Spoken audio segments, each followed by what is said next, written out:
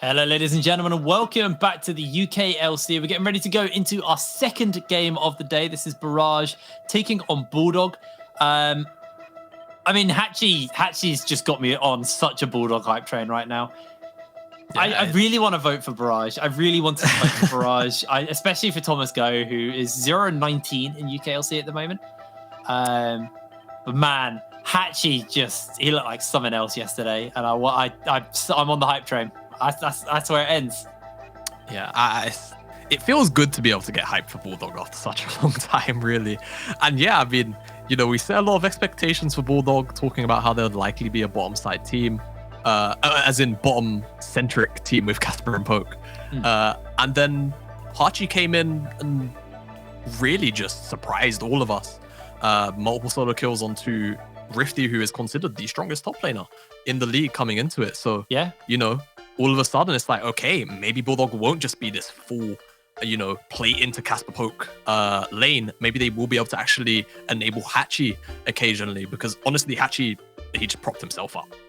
Realistically, he didn't really need much help from the Bulldog lineup come the end of the game, but we are into pick some bans. As you can see, things are going pretty fast. Pantheon, Akali, Nunu, and MF all banned away.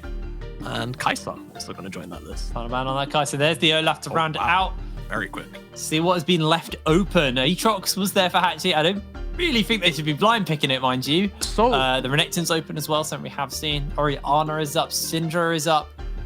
And actually, the Seraphine made it through. Wow. How did I miss that? Okay, yeah. So more or less because of the Nunu target ban, I think, is what's made this Seraphine slip through. So we are going to see Bulldog piloting this one now.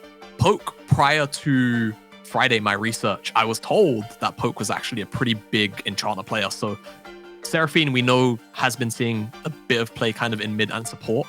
And Chicken did play this in the promotional. So this is definitely going to be a flex between those two players here. Yeah. And the immediate response of Phelios and Thresh with Kai'Sa and MF both removed. You still have the Jhin, but it does lower that bar to a couple of these AD carries like Phelios, who we've seen sort of nearly consistently pop up, particularly in the LCK, as a pick you kind of default to once these champions are out. So KZ on the champion, he's very comfortable on as well. All right, well, looking to round out a little bit more here for the side of Bulldog. Hatchie gets his hands on the Aatrox. There it is. Last pick up for Bulldog. What do they want to go for here? They can pick up an AD carry, avoid getting more targets banned away, and then with that Seraphine, like you said, it is flexible. They can put it mid, they can put it bot. You can kind of play around the bans and maybe bait out some bans. We'll see what they decide to go for. I think Jhin. I think you just go for the Jhin here. Yeah. If you're Casper. Albeit he prefers his like close to hyper carries, but I think Jhin just makes the most sense. And it is going to be locked in. So on the side of Barrage, I mean, a lot of choices. You see the Aatrox, it's probably going to be Hachi's choice. So Aragon could take a counter pick here if he really felt like it. On the other side of it, though, the jungle pool could get pinched out, so maybe King feels like he wants a blind pick. There's quite a few options here for Barrage. It just really depends on what they prioritize. Yeah. More than anything. Let's see as the timer ticks. There's the Renekton lock-in for Aragon.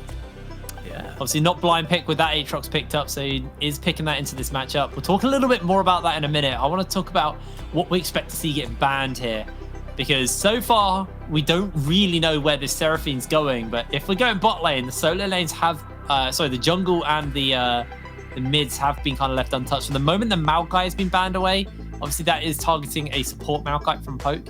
Yeah, played that in the promotionals, and it was really oppressive. So I'm not really too surprised. I also think it probably works pretty well into Fresh. You can follow whoever takes the lantern with the Twisted Advance. So that kind of seems to me like it could honestly end up being a counter pick. So definitely a bit of respect thrown out to Poke, because Lilia going to be banned away. Just an AP option. You can see Barrage's draft so far pretty AD heavy. Going to be looking to sort of round out the damage profile with some magic damage, you would assume. So Lilia makes a bunch of sense. Ivern, they don't want to see that kind of this support. Game. Yeah, I mean, normally if somebody plays Nunu, Ivern tends to be very close in the champion pool for a lot of those players. So I would probably expect Mola to have had it in his back pocket, and they definitely don't want to deal with an Ivern plus Aatrox if Aatrox gets rolling. And I would expect probably an Elise or a Nidalee. Talia's also up. Any one of these champions maybe. Oh, wow, okay, they want to go into the Lucian. They don't feel comfortable leaving that up. Of course, with an AP jungler. There's so many AP junglers up anyway. You heard me list 3 with only 1 ban left. probably doesn't matter unless they feel uncomfortable into one of those. So just removing the Lucian choice, but none of the above actually.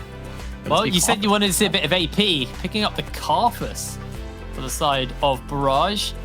Now Bulldog looking to kind of round out. What do they want to go for? They're obviously looking for a mid and a jungle, or technically a support in a jungle. So Hecarim gets locked in.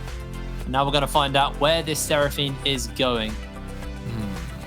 A lot of choices, really, for Bulldog.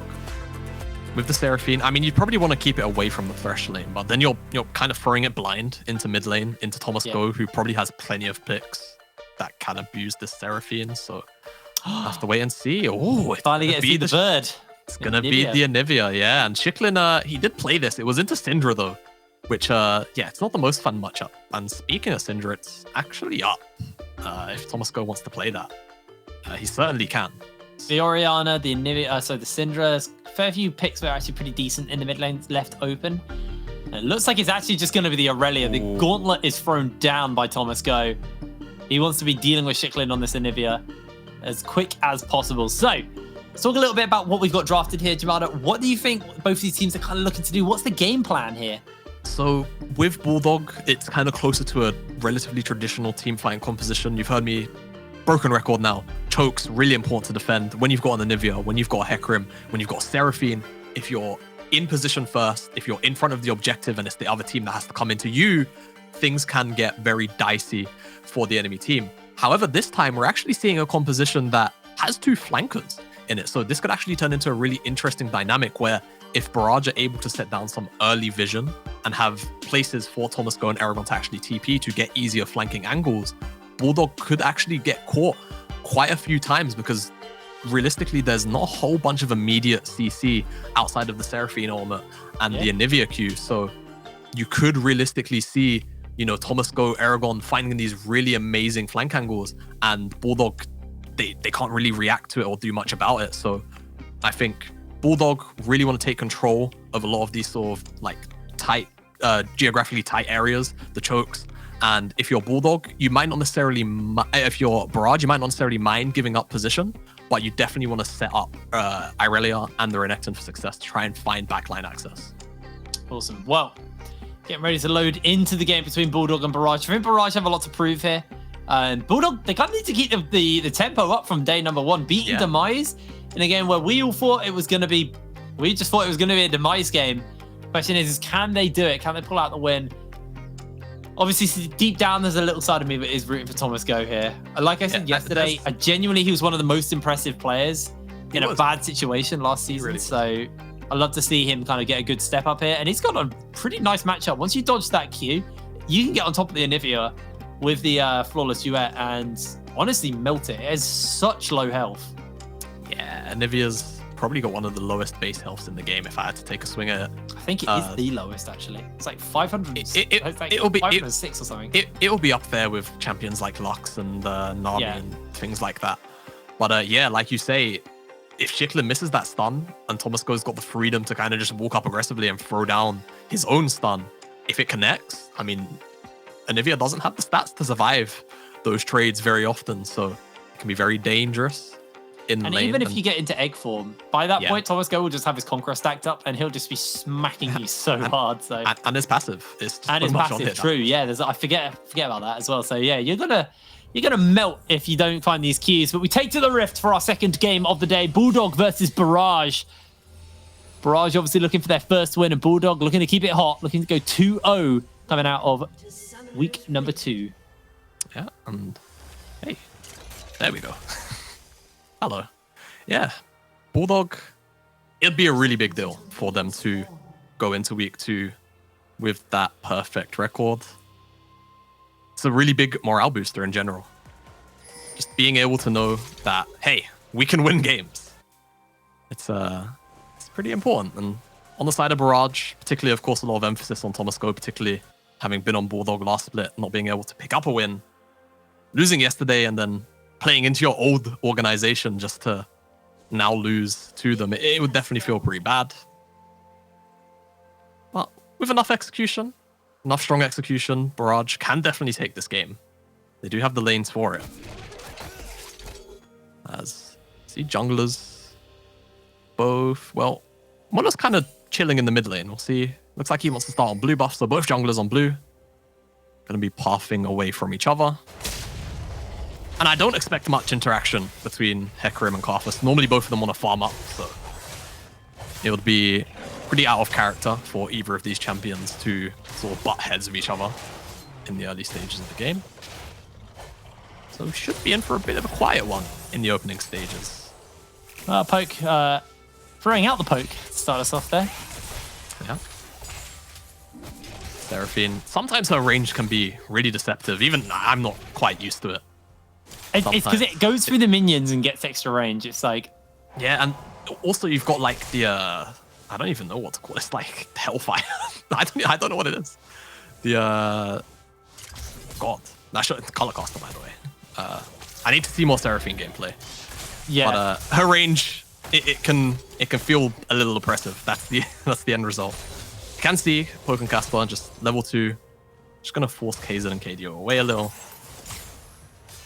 And this is gonna be the matchup really to keep our eyes on. Tomasko versus Shiklin on this Irelia. Oh, very nice. Oh, very, very nice. We were talking about how, you know, if he gets on top of him, it's pretty one-sided. But if Shiklin just keeps Tomasko at an arm's length, it is actually really hard. And there's a lot of burst. I mean, look at this damage already from Shiklin on the Anivia. Yeah, it's just it can be so oppressive into these melee matchups to the point where Tomasko, I mean, he's just abandoning lane right now to get a ward down. The lane's pretty frozen. King's not going to be able to come and break this freeze either. So the wave is pretty big, so I'd imagine it will probably end up crashing. It's one of those things as well. If you haven't seen Anivia for a while, she did actually get a missile speed increase on the Q. Yeah. And it does actually make it quite hard to dodge. It's not like it's impossible to dodge, but it definitely makes laning into Anivia that much harder because it used to be a very slow projectile. It used to be probably one of the most easy abilities to dodge in the game. And now it comes to you a lot quicker than you used to. And that can catch you off guard if you haven't been playing into too many Anivias. Yeah. Most definitely. And Shiklin seems to be pretty comfortable on the champion too. Which also kind of just makes life harder if you're Tomasko. Like, Shiklin's probably ready, for example, if Tomasko wanted to take a Q on that final caster. Shiklin's ready to... He's got the wall, remember? Tomasko. And he's got the waiting about. Yeah, this could be dangerous. I don't know whether it's really worth going for this gank, though. Yeah, King was also waiting in the wing, so it would have been a 2-on-2. Yeah, and King actually making pings. Oh. Uh-oh. Looking for the stun. Thomas actually just jumps in, jumps back out with the minions, trying to get some space, but the ghost has been popped. And I think this might just be the end of days for the Aurelia. He's actually trying to get a bit of a smart one out there. Doesn't quite get enough off, and that is first blood to Shiklin on the Anivia. Yeah, and this is actually a little more disruptive than you may kind of assume on the surface to this early game for Barrage, because what was actually going on there was King was looking to go and take some of Mola's second rotation jungle camps on the top side, the Grump and the Wolves, because he kind of had an idea that Hecarim would be on the bottom side just because of how the early lanes kind of started out. And if you're Karthus and you get one side Scuttle Crab uncontested, then you kind of just figure out that the jungler's probably on the other side of the map. And it stopped King from getting those second rotation camps. He's looking for, again, potentially a Varagon, but Mola's here this time. And he's reset, unlike Karthus, so... Oh. Oh, no. Varagon waiting in the wings. Mola pulls his camp pretty far away. Tomasko goes missing, and there's a teleport going bot lane, so he does not have his mid laner with him. And a lot of damage is going to get thrown out as Tomasko gets the stun, gets the revenge for earlier. KDO will lose his life, though. Bulldog answer out on the bottom side of the map. 1-for-1 globally. 1-for-1. And just a nice little bit of usage of priority there from Aragon to just come and assist King. And it's what King wanted to do initially anyway, but this time he just had the wave stacked up. Aragon did to come and assist King in doing it this time. And on the bottom side, just see the retaliation play. You can see level 6s now starting to roll in as well for mid lane. Shiklin in particular is just gonna make life easier in shoving in these waves, but it does give Tomasko a little more threat in this lane. If Shiklin missteps, can very easily blow the flash of the Anivia, but you can see it can get a little bit dicey. Slow ball goes up. Tomasko gets chunked out heavily there, and Shicklin now taking a lot of damage. His teleport is actually going to get forced. A good ice ball comes up to slow him down. They're trying to buy a bit of space. Hatchie gets the knockup, forces the Infernal Chains and the flash, and Hatchie gets the kill. Yeah, Hatchie coming up big, and he just has the time to make this TP. He's going to make it back to the wave as well.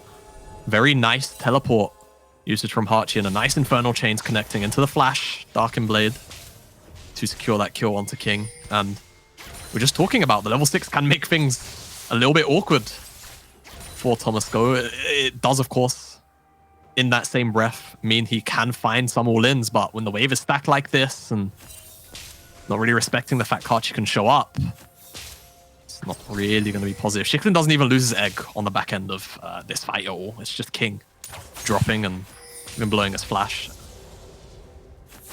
That is a really big thing as well. Is we're talking about how, yeah, obviously the egg is fairly easy to kill once it's popped because of how much Tomasko can stack up his Conqueror and his passive, but I mean, he's not even giving him the opportunity. Yeah. Keeping at arm's length, constantly poking and trading with him. That's the power of this Electrocute as well. It does mean you just have a lot of kind of deceptive burst on the Anivia. Yeah. Drake will get picked up here for Bulldog, so it's be a Cloud Drake for them. Yeah. Very nice early take. King's trying to slip into the top side potentially to try and get some cross-map camps, but you can see Mola's already there, so that's a really nice death sentence. Ooh. If the Flay lands, we'd probably expect KZ to potentially let the ultimate out there, let it fly, so we could find onto Casper, but Flay just a little bit short as King getting aggressive in the top side here. Another death sentence. They got the Lantern to pull him in. Casper's there. Poke. Not got the ultimate yet. KZ does have his ulti. I mean, like Vigil ready to go down, but not going to fire it off for the moment.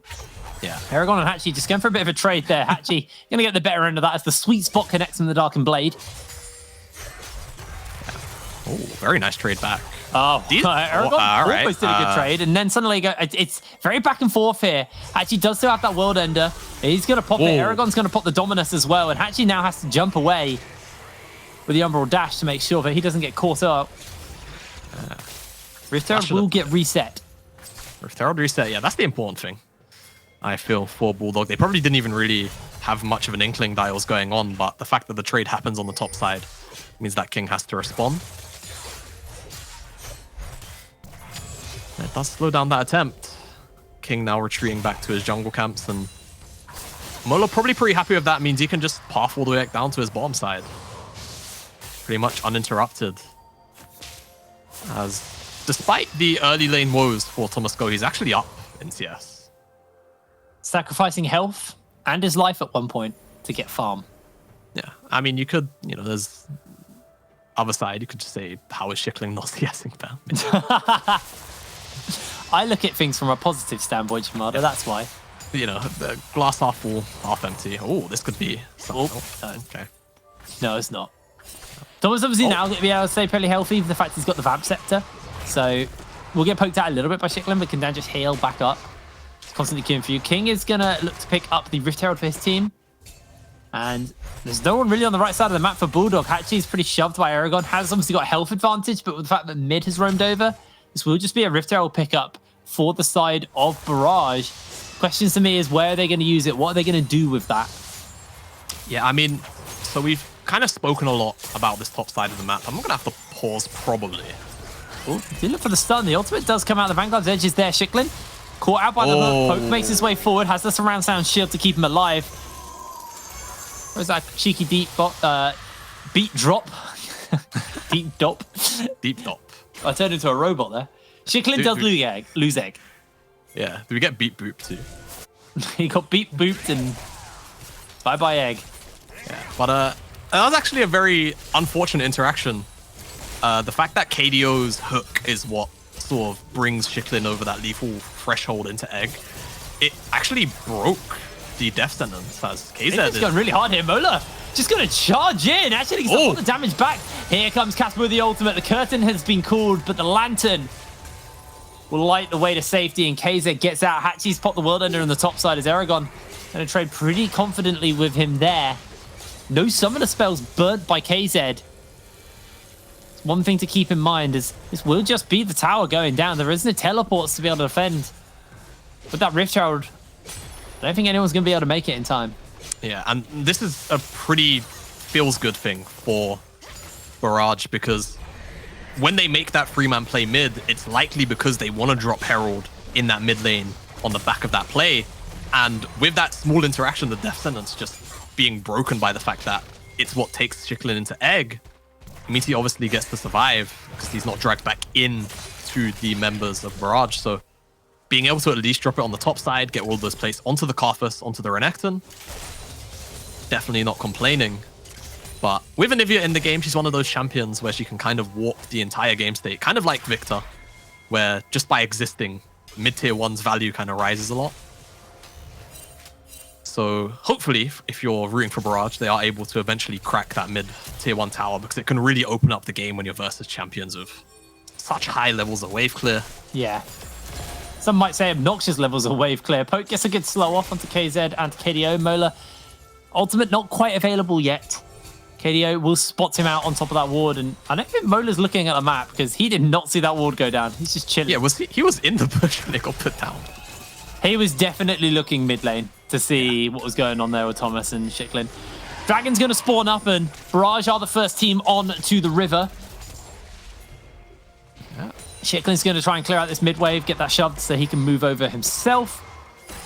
Dragon's already getting chunked out pretty hard. Here comes the teleport. Look for Poke. Has got a big encore. If you land on that on members, it's going to spread. Hook goes down. Dragon resets. This is looking scary for Barrage, to be honest with you. Very scary. Beat drop gets thrown down. It's a double up as well from Poke. So here comes the curtain call, just layering a little bit more damage onto these Barrage members as a wall puts down to split them up for the moment. Dragon secured by Bulldog. Thomas inside the pit. Hatchie already low. Good hook onto the back line. That's going to be one already picked up as the charge comes down. Bulldog firing away. Casper is just walking backwards and forwards. He's not even in the fight right now. And Chicklin is just going to be isolated from his team. No egg to run to. Nowhere to go. Tries to put the slow zone down as the cleanse is burnt by Casper. And Bulldog will lose out on the fight. They do secure the dragon, though. Yeah, Bulldog a little bit disjointed. They'd secured the dragon, and after that, they weren't really sure whether they felt like taking the fight or just retreating away from the river. And it gives Barrage the opportunity, really, once things get going, to try and make something of it. And make something of it they do. See the fight starting up here, and really it's just line of scrimmage from both teams trying to take control of this dragon. And it's a very nice ultimate from Chicklin. You can see keeping KZ kind of out on the top side. And the Gravitum ultimate, actually the Infernum ultimate, is nice, but it's not a lot of damage. It's not that late game Aphelios. And you can see the Bulldog members, they start to dive forward, but, you know, it's a lot of CC to be dealing with when you are going into Renekton occasionally. And watching that fight back, Casper actually did an auto attack. Yeah, once I was gonna get to that. And on top of all of this, Casper just doesn't add much to the fight outside of the ultimate. He W'd twice and ulted. That was Casper's contribution. It's kind of scary, like dealing with this Irelia and the 100%. Renekton. So you can kind of understand the want to. His Gale Force was on cooldown. Okay. So that's one thing to note. He'd already used that. Did still have the flash and the cleanse at the time. But I do feel like he probably could have offered a bit more to the fight than he did. But like you said, maybe a little bit disjointed, mixed comms going down there. And that does give Barrage something to play with. The fact they were able to pick up a couple of team fights here and there. Maybe Casper wanting to get a couple more items before he feels comfortable. Kind of engaging in these fights a little bit more. Has now got the Serrated and that Gale Force in the inventory. There's a beat drop will root KDO momentarily. Yeah, and as you bring up the Gale Force, I think it's important to take stock of some of the item completions, particularly for Barrage, actually. Having finished up pretty much their first items on the top side across the board. For both of these solo laners here. And the Leandries for the Karthus. Meanwhile, Bulldog, you know, struggling on the income side of things right now. Mustn't be far, though, from these item completions. But Thomas Go. Ghost has been used. Thomas, you can put some space between you and them, but the stun's going to be big, and it's not going to be big enough. That will be the shutdown for Hatchie. King's making his way over, looking for Mola, but Hatchie with that whirlwind run. Here comes the charge, and Mola finds the kill. KDO dragging his way forward, trying to see if he can get a little bit extra burst in, but now he's the problem.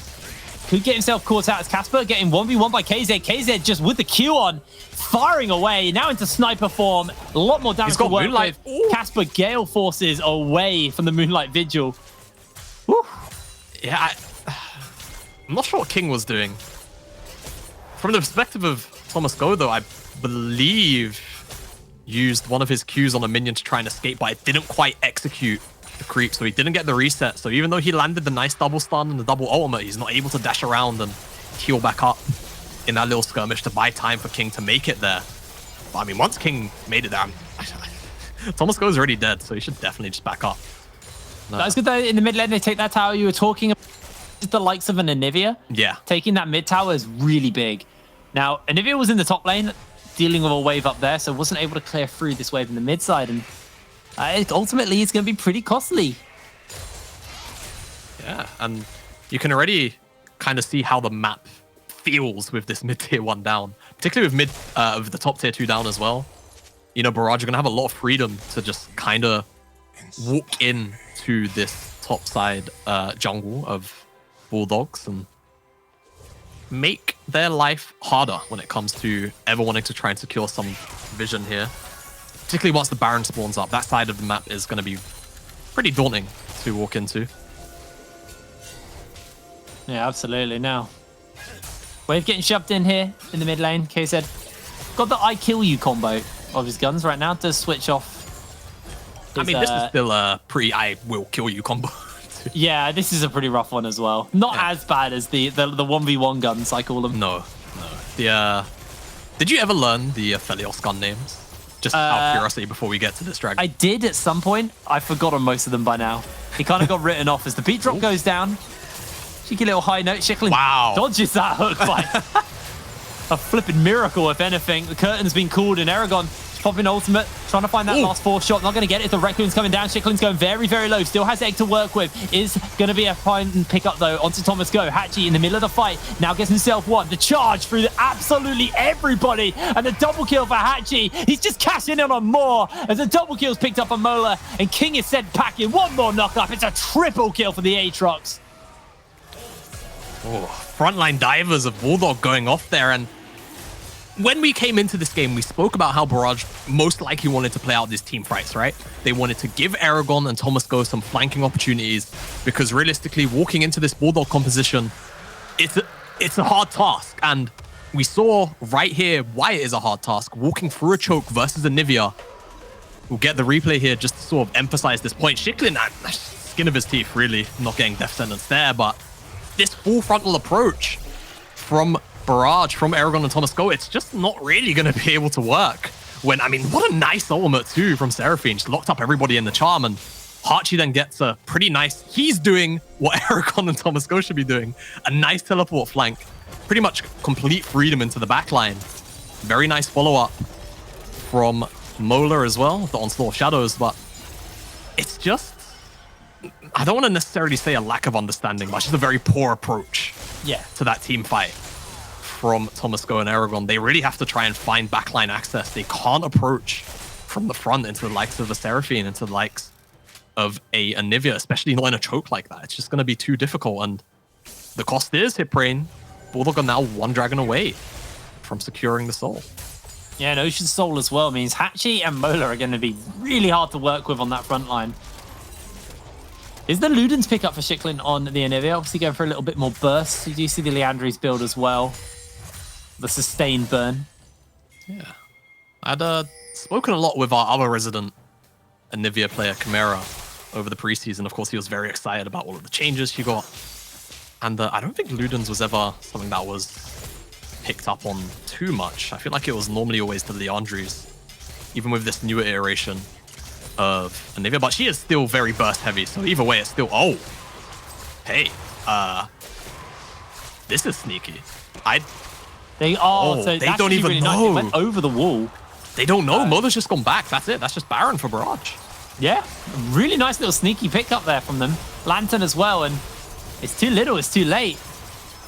Baron picked up for the side of Barrage. Bulldog kind of caught sleeping a little bit. They kind of felt comfortable and falling back into the farm. And ultimately, that is going to cost them pretty heavily. Hatchie, Gore Drinker available. Aragon obviously got the Blade of the Ruin King and the Whip Yeah. That's definitely one of those things where if you're a Bulldog, you hear the Baron sound notification go off and you're like, what? Oh. Oh, okay. I thought they were resetting. I thought they were off the map.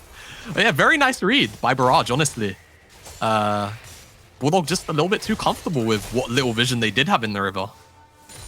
Not respecting the fact that, you know, the blast cone exists. Thresh has a lantern and a hook to go over the wall, and very good call to secure this Baron, and it's gonna just about eclipse this Ocean Dragon spawn too, so the stats should just about persist into the fight, which can definitely turn a fight in Barrage's favor. You can see the gold pretty much dead even at the top of your screens.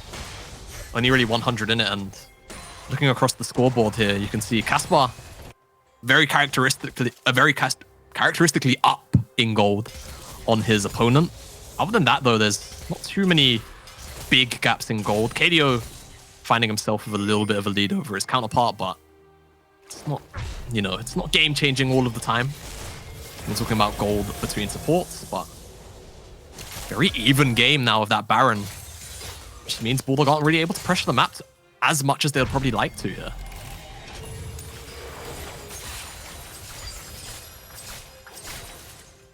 With that, as we do at this 22-minute mark, we do take stock of where we're kind of looking at the moment. Casper obviously got the Collector and that Gale Force. It's a Hurricane and Gale Force onto KZ. Gordrinker now finished up for Aragon, so with his Q and the Gordrinker proc, he actually can have some silly healing. Yes, he is. there's nothing else to say about that. Yes, he is. He's going to have very silly healing. I mean, you keep in mind that the Ocean Drake's coming up, and if that gets picked up, Patchy's going to have some silly healing with his ultimate. They're going to pull out the Rift Herald in this top side of the map. This is going to cause a real weak point. Someone has to go deal with that.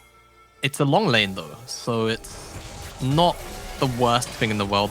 Barrage fishing for something are going to be able to force mid lane priority with this Baron buff. And this is potentially prime time for Barrage to find an optimal fight.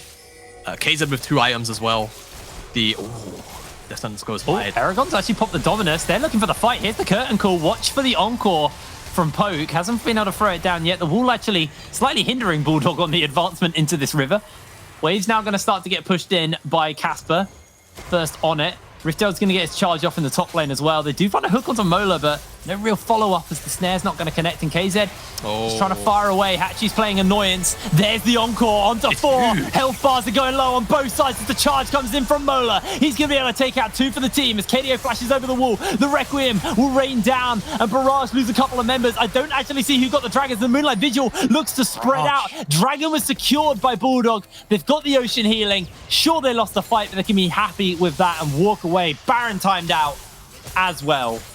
Yeah, Barrage not able to find that Dragon. I believe King dropped amongst all of the mayhem of that team fight. And honestly, I'm still kind of wondering how Barrage don't have the ability to have Aragon or Aurelia approach from not a frontal angle, but you can see KZ just kind of on the side here, autoing whoever comes into his range. Almost does drop to Heartchi, but it doesn't really matter. And you saw King just kind of goes too far forward and dies for it.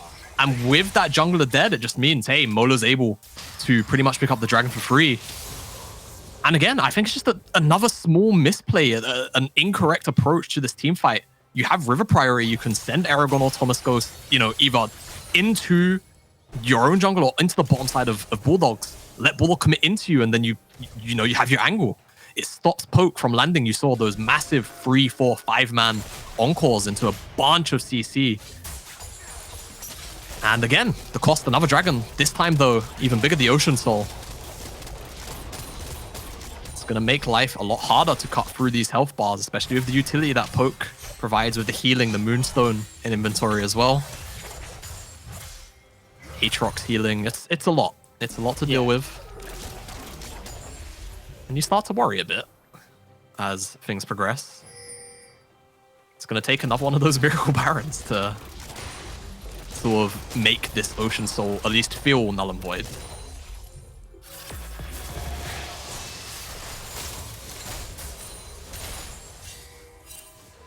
Well, he's getting caught in the top side by Thomas Go, so not actually able to push too much further. They have still got a tier 1 turret standing for Bulldog on the bottom side of the map. Aragon was off dealing with that. KDO looking for an opportunistic hook. Believe has now been spotted out. As Aragon is off in the flanks. Dominus available. Yeah, no, Bulldog just paying respects to Fog of War here. They don't know where Aurelia is. They don't know where Thomas Go is. They're not pushing too far up the lane. Just cleared the wave, walking as 4 into this top side to secure some vision. Very nice, safe play. And it's hard if you're Barrage right now because you can't really look for poke. Yeah, the fact that they got this Ocean Drake, they have that a little bit of sustain. Yeah. Like, they don't even really have poke. And the issue as well is they don't really have a great amount of engage either. Casper, actually, yeah, there's the curtain call. Thomas is going to eat a couple of those shots. Final one's going to land onto KZ. Not even enough to proc the shield he had on him from the locket. Bulldog just say, all right, time to pack up, go home. Taking a joint reset. Everybody but the horse. Oh, hello. Never mind, felt. Just miss of Aragon. Just going to shove this wave in instead then. I mean, that was a good base because Casper wanted to get his Hurricane finished up. Not Hurricane, sorry, his Rapid Fire Cannon finished up. Yeah. Obviously got the Grievous as well to deal with Aragon and Thomas on that front line. Yeah. The Rapid Fire Cannon is going to be a nice pickup for him because we saw in one of those earlier fights. I mean, just wasn't really able to get in range to auto without fear of just getting flashed on by one of these frontline divers of Barrage. So having that additional range to pop off 1 or 2 autos here and there in the fight is definitely going to make the difference for him. Nice iron. Now it feels like the game's taking a bit of a step back. Both of these teams kind of being a little bit hesitant. Yeah. No one really wants to pull the trigger right now. I mean, for Barrage, it's definitely a little more difficult, but Bulldog don't really seem too eager to try and make any proactive plays happen. To the point where we're borderline just sort of reverting to ARAM levels of yeah, I was about to say, we are just kind of ARAM now, boys. Which, you know, it's fine as... Oh. I feel like that ward should have seen that start up. Well, the Death Sentence definitely will. Onto Mola. Yeah. I didn't actually think anyone was going to take that, mind you, but it was a good dissuade on the Baron from getting taken down.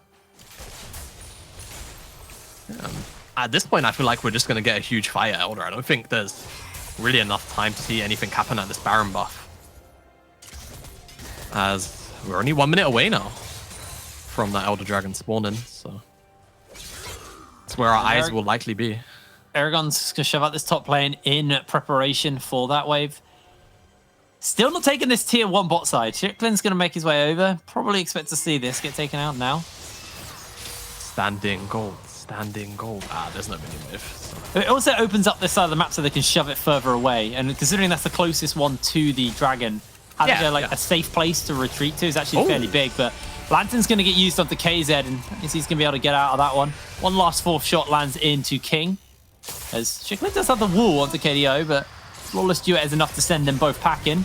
You get the Deadly Flourish off, and now Hook comes out onto the bird. Shicklin.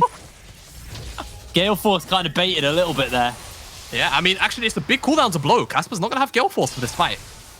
So something to keep our eyes on if he actually ends up dropping. Does have how flash. Impactful that could be. He does have Flash, so he's still... I mean, he's still got 1 of his 2 dashes as the mobile AD carries. It's okay. Bulldog, though, with position, and look how horrible this is going to be for Barrage. They have to walk through chokes if they want to enter the river. And there's Ice Walls, there's Seraphines, there's Aatroxes. It's so hard to get in, but they need to get in. Ooh. Aragon's popped ult already, instantly caught out by the stun as the Deadly Flourish also roots him. This is a lot of Aragon's already burnt. Good route onto King there with the beat drop and followed up with another Q. He is just getting poked out. Yeah. And Aragon now knocked up. Health bars are just slowly getting whacked away at. Deadly Flourish comes in. They do look for the big one. The Encore goes down onto the back line. Thomas Go has to stopwatch. Poke flashes away to safety. Big knocker from Hatchie. Mola's dead on the back. But Thomas Go will fall to Casper. That's going to be the Drake. It's secured by Barrage. But they just don't have what it takes to work with. The Requiem comes down. Casper just about goes down at the tail end. A double kill for Hatchie. And 2 members retain this Elder Drake.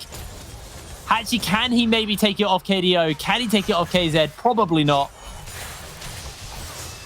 Yeah, and in the midst of it all, Mola manages to drop in the Dragon Pit. I believe he got caught up by a death sentence from KDO. Nice fishing there, and he ends up dying in the middle of it. We'll see this replay here. You can see he gets caught in the death sentence, into the flay, into a bunch of CC. And the encore return is huge, and you can see Thomas Go causing so much disruption on the backline, but eventually, once all of the stasis is finished, he immediately dies in the CC. And in the pit, you can see the horse dies. That's it. Just a free Baron for Karthus to burn down and pick up, and it's Bulldog losing out. Very nice. It was I close. believe. Yeah, it was very close there. King died as the Elder Dragon fell into smite range. So his dying breath was smiting the Elder. Yeah, it's inches, really, that fight. But you could see the troubles Barrage were having coming into this Bulldog lineup, especially through that entrance to the river. Shicklin was doing a really fantastic job of constantly putting down those glacial storms. Just making life hell for the melee champions of this Barrage draft. It's Bulldog now, actually. I'm going to have to check in to the... Oh! Okay, well... Flash for flash! All right, you take it. That is at least the vision secured, though, by Shicklin, so they do have the information to work with. Okay. Hatchie standing on base with that teleport is going to throw it down now. It looks like we are in for the fight. Remember, Elder Dragon still remains on a couple of members. Shicklin gets caught out. The encore lands onto 2. The charm's big, but Shicklin's caught out already. Double kill for Hatchie. KZ firing away. He's caught out instantly. And Casper just jumps in forward with the Gale Force. Wow. It's a whitewash for Bulldog. They don't even need Baron anymore. That wasn't even close. I thought once Shicklin got caught out by that death sentence, all right, this is going to be a completely different fight to the last few fights we've seen. But Hatchie, Mola coming up big. I mean, second day in a row now, Hatchie, he's really been pulling out some, I don't even want to call it miracles. This is just, it just seems like how Hatchie is. And this should just be the game off the back of, honestly, a relatively dominating performance from this Bulldog lineup. There were moments where Bulldog looked like they were losing their grip, but they were able to pull it back with a fantastic team fight to round that out. Game number 2 of day 2 goes to Bulldog. Yeah, and full credit to Bulldog, but I want to keep on sort of talking about how happy I am to finally see this organization have a little bit of success in terms of results. But I really have to ask questions of the Barrage team here. Like, you tried time and time again this frontal approach when, you know, you're running Irelia. Normally, it's kind of just common knowledge. Okay, frontal fights aren't the thing, especially not into the likes of Seraphine and Nivea. That just makes it 10 times worse. And they never really gave Thomas Go the opportunities, or Thomas Go never really put himself in positions to try and get those flanks off, because those are the big sort of, you know, highlight clip moments. Irelia finds the backline armor into 4 members or 3 members of Squishies, and she just pops off, and we never really got to see that. And same for Aragon too, because he's the one with teleport in this game. Never really found those flank angles, and constantly trying to play these front to back fights. It's never going to work into Anivia, into Jin, into the Seraphine. So hopefully, you know, take this game as a big lesson learned. Win conditions are important. I think Bulldog are really putting their foot down in day definitely. It's a 2-0 start to the UKLC. Really, really good stuff. And they had some pretty formidable opponents in their first week. We'll have to see how they do versus, you know, some of the top predicted teams, but that's not quite yet. And with that, I think Bulldog can be pretty happy with a 2-0 start. Now, guys, we're going to throw to a quick break. And when we're back with a breakdown and an interview of that last game. We'll see you in a second.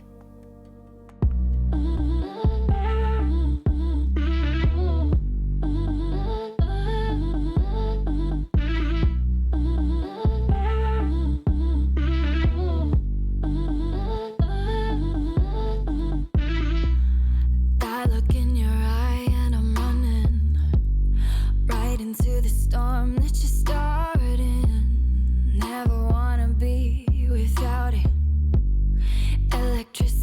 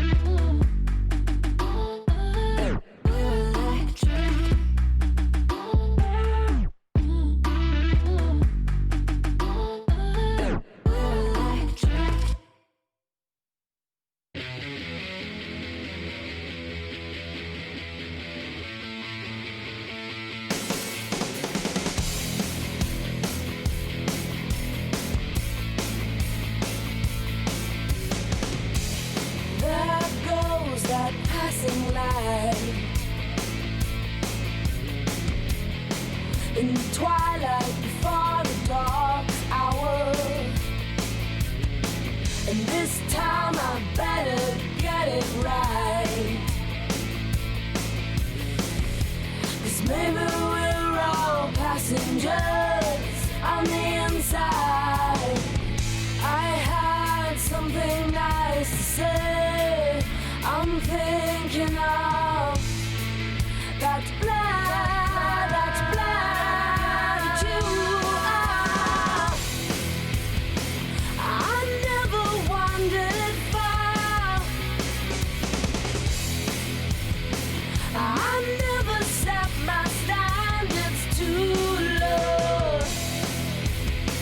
And I never wandered far. And I don't mind. Take the lead and drive me far away. You drive me far away. You drive me when the night comes. Hello and welcome back to the UKLC. We're coming fresh off a second win of the day, the week for Bulldog, getting himself a 2-0 start to the UKLC. Honestly, there were moments where it was looking pretty dicey. There were moments where it was very back and forth, but ultimately Bulldog did come out on top, and I got such big respect for Hatchie at the moment. I can't wait to see more of him going into the rest of the split, right? Yeah, I definitely want to see him, week by week taking on the rest of the top laners in the league. He's already toppled Rifty. You can always say we've seen Rifty do some pretty magical things in this league. So, maybe off day, but Hachi 2 days in a row performing exceptionally well. So full credit to him. I'm super excited to keep on looking at him and seeing how he sort of develops in this league, what kind of attention he also garners from other teams in terms of like banning, pick bans and stuff like that. Will he get Aatrox next week? Probably not. Probably not. I would hope to God that they don't give Aatrox over to him again, because he is too good at that champion. But while we're reflecting on that game, Jamada, you actually had a play you wanted to talk about, and let's bring it up on our drawing board and you can talk us through this play. I was actually kind of torn between picking the Elder Dragon fight and this final fight here, but I felt we had the replay of that of the Elder fight anyway, so let's give it a look at this final fight now. Just prior to this, just for a little bit of extra info, KDO, Blue Flash, 1-for-1 with Shiflin is kind of on my HUD, so I can't unfortunately fully circle Shiflin's flash, but you can see Shiflin has no flash. So we get this fight started up, or this clip started up, and it's Barrage who are on the Baron, and it's Bulldog that actually have to check in. Now, fortunately, they already know that Barrage are all on this Baron committing, and we just see KDO kind of take a step forward and out, and Shiflin throws out his stun. I'm going to get this playing in regular speed, and Shiflin just too far forward, gets caught by the death sentence. And again, second time, KDO goes fishing, finds it onto Shiflin. And at this point, it's like, okay, I mean, he's got Egg, but in a precarious position like this in front of Baron, this fight, if Shiflin just dies, Bulldog might actually struggle, because all of the previous fights, Bulldog have been winning out because Shiflin's been able to control a lot of these choke areas. Obviously on the opposite side of the map, a lot of the fights are happening, but this time there is no big choke. This is a massive, wide open area where the fight is pretty much, it's in the open. It's as good as fighting in the mid lane. So we say, okay, well, maybe this is it, especially with one thing to note. KZ, you can see, still has the Elder buff on him. So if he can get a big, nice Gravitomolem off, you think, okay, maybe things can go right. But you can already see KDO, and I want to say that's Aragon, immediately chunked out by all of the kind of, I'm not even sure why they're this low already. I believe Poke flew off an ultimate, and Hachi, massive Darkin Blade, drops 2, and then the rest of the follow-up is just there from this Bulldog lineup. And honestly, it's kind of a weird one to look at, because you think, well, how could Barrage have even approached this fight any better? And honestly, the answer is, it's kind of uncertain. The only thing they could have tried to have done is tried to protect the choke, the entrance to the river, but with what tools do you do that with, realistically, when you're committed onto the Baron? That fight really caught me off guard because of how close a lot of the fights previously had been, and then that one they just came with a broom and just sweep them up. It was clinically clean. Now, we actually do have a man standing by for an interview. It's Mola. How you doing? You all right? Yeah, hello, thank you. How do you feel after that win? You joined into the call just before we came back on air, and you said I need to get my heart rate down. That was quite close. Are you still riding a bit of that high after having a 2-0 start to the UKLC? Yeah, I mean, personal for me, I'm new in the UK scene. I have never played in the UK scene, remember? And I got the opportunity to play in the UKEL, and suddenly I got an opportunity to play a promotion match to get into the UKLC, and yeah, now I'm 2-0 in UKLC, and I mean, I'm everything is just a little bit shaky for me. I have been taking off work the past 2 weeks just to prepare for this full-on tryhard schedule. So I'm just glad that everything I do in my life is paying off right now on League. That's really wholesome. Yeah, that is really wholesome, actually. Yeah. Yeah. I just wanted to ask one thing. Whenever I ask questions, it's normally about one big event in the game. What were the comms like when you guys ended up dropping the Elder Dragon? Because I would assume that must have been very scary, and especially KZ was really ramping up, and he was one of the people that still had the buff on him. To then see them go to Baron, how were you guys kind of feeling approaching that final fight?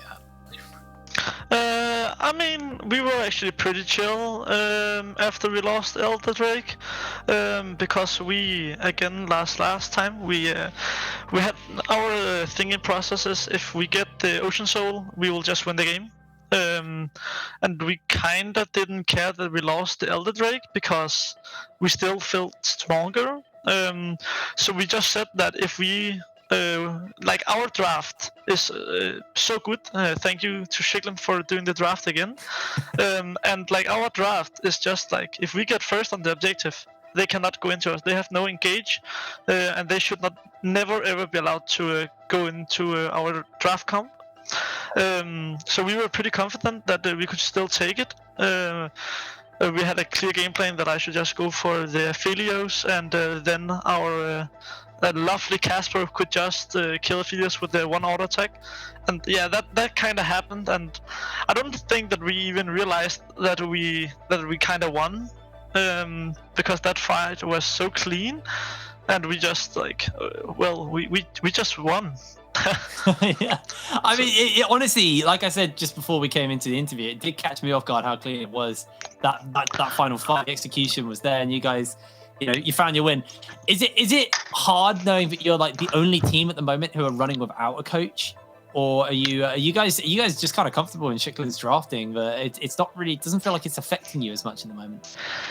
So right now we have like an insane staff with Pivotless and Newts, and they are like doing all the staff work. So the players can just talk about the draft. We can just like sit down, we discuss the draft like over and over again. Shiglin is doing all the preparation.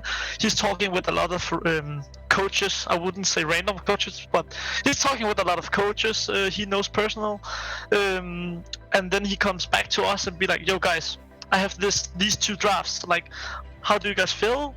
And then we will be like, yeah, I mean, I think we can do this, and then we just discuss it. Like, we prepped like 2 hours before this match. Just I were out running, and the other guys were just sitting and prep the draft.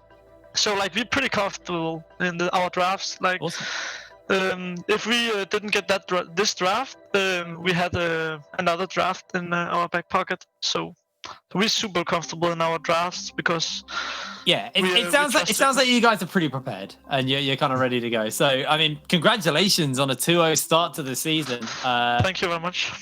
Probably it caught you guys a little bit off guard as if I had caught me. Congratulations on that, and hopefully we get to speak to you again, Melo. It's been really nice. Yeah, thank you very much. Have a good afternoon for the rest of the show. See you later, buddy. See ya. And for us, guys, that is game number 2 done. Now we are going to cut to some ads while we get ourselves ready for game number 3. Don't go anywhere. See you in a second.